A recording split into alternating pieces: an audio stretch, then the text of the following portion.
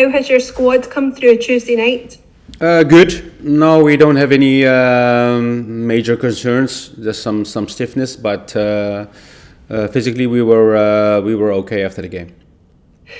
In terms of the injuries that you had before, I know that you had said Kamar Roof and Ryan Jack were coming back to train. Is Friday too soon for them?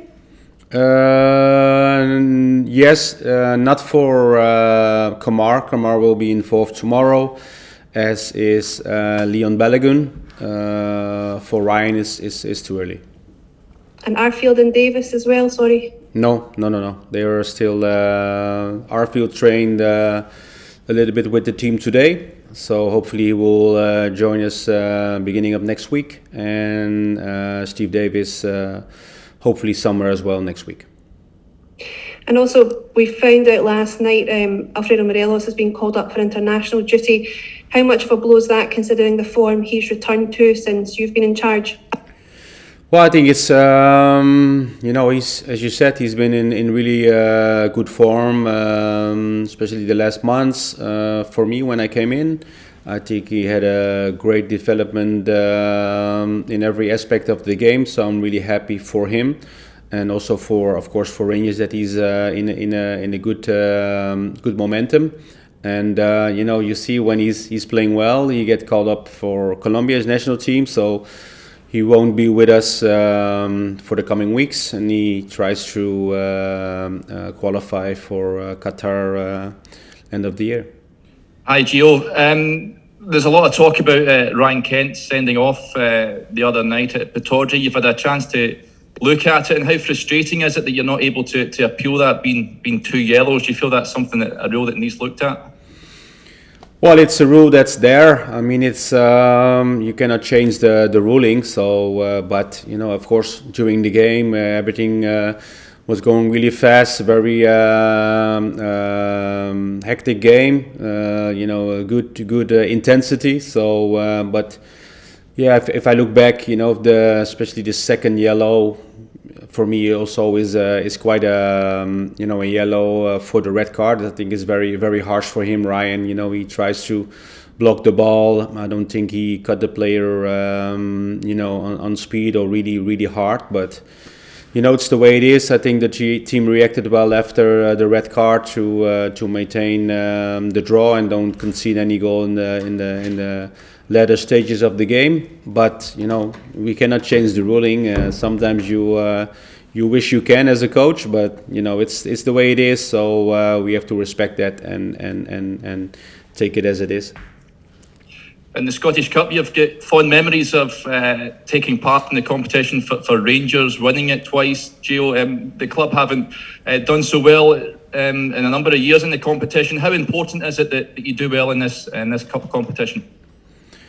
Well, I think it's very important because it's the shortest game to win a major prize, and so in that perspective, we try.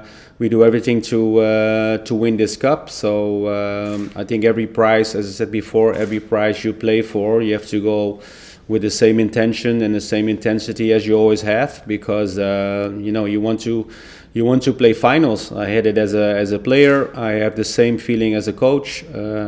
So we have to make sure we are able to win another major prize for this club. Gio, given that it's a cup game tomorrow night, does that give you a chance to change things about in your squad and give some others a chance, and a chance for you to have a look at them as well? Yeah, I think it's a chance for me, of course, to rotate my squad a little bit. I think that's always nice when you are able to do that. So it's also the chance for giving players minutes who need them, or they come back from injury or didn't play as much the last weeks or the last months. So for me, it's an opportunity to use more players. 11 days left in the transfer window. Are you still hopeful to bring in more players? I know John Souttar as well signed that pre-contract. Is that a player that could come in this month as well? No, I said before. I mean, John is a Rangers player from next season on. So didn't change anything the last weeks. So for at this moment he won't be joining us. But the window is still open for 11 days, so anything can happen. So for me it's also a little bit unsure and uncertainty how the squad will look in 11 days. But as I said before, you have to be prepared. And just going back on Alfredo obviously missing the game against Celtic, when you've got such a big game coming up and you've got a player that's in such great form, how disappointing is it for you, although you're happy for him getting international call-ups, how disappointing is it for you that you won't have him for such a big game? Well, I mean, it's obviously you want to have your full squad for every game, and in this moment, we miss Aribo and we miss Morelos. So that's what you want, but it's the way it is. If you have international games during the league, it always gives you a difficult situation, not only for me or as a club, but also for players, because they're stuck in between playing for their country and for their club. I know what the club means for Joe and for Alfredo, but as an international player, I also know how important it is to be successful for your national team. So it's a battle you can win as a player. Hi Giovanni, just on the game tomorrow, in terms of striking that balance between rotation but keeping the sort of good performances and work that you have, how difficult is it to strike that balance when you're coming up against a side that you are obviously heavy favourites to go through against? Well, I don't think it's difficult at all, because we approached Stirling Albion as normal. We watched games of them. We did the analysis today. We trained tactically today as well to prepare the players for tomorrow. So from my point of view, from our point of view, there's no difference. Of course, we respect our opponent, and there are a couple of levels below us, but our intention will always be the same. And I told the players as well to make sure we are doing the things we have to do, and we see this game as another opportunity to get minutes under our belt, to develop our game plan, to develop our movements within games. So for me, it's very simple, because it's another game we have to play and we want to win. Hi Giovanni. In terms then of the creative players, you are without going to be without Alfredo, Joe Aribo, Ryan Kent will be suspended. Is it then up to other players to step up in terms of the creativity, or does it mean that you might have to look at tweaking the system? No, we have. Of course, you have a good balance in your team as you want, because you want some flexibility in players you can use on different positions. Of course, when you have a squad, you cannot have a squad full of creativity, because, as you said before, there has to be a balance. But if you lose some players with that creativity, there won't be many players left. That's normal, but I think we still have opportunities in our squad with our creativity. We have some youngsters coming through who can also fit that role. So for me, that's it's just make sure you have the players available who are here tomorrow, and we're going to use them as we have used all the players in the past.